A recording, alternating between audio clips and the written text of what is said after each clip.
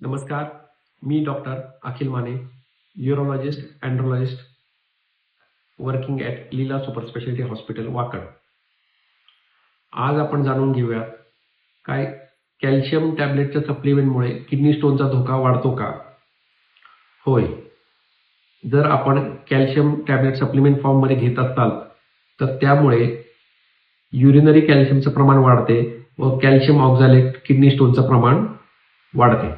जे कॅल्शियम आपण अन्नाच्या स्वरूपात घेतो ते कॅल्शियममुळे किडनी स्टोनचं प्रमाण वाढत नाही, कारण आपल्या आतड्यामधील ऑक्झॅलेट जे असतात ते कॅल्शियमला बाइंड करतात व किडनी स्टोनचं प्रमाण वाढत नाही.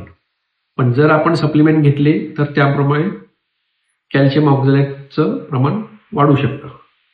जर आपल्याला काही हाडाचा आजार असेल व डॉक्टरांनी कॅल्शियम टॅबलेट सप्लिमेंट दिले असतील तर आपण त्यामध्ये दोन प्रकार असतात कॅल्शियम टॅबलेटच्या. एक असतं कॅल्शियम सायट्रेट आणि एक दुसरं असतं कॅल्शियम ऑक्झॅलेट.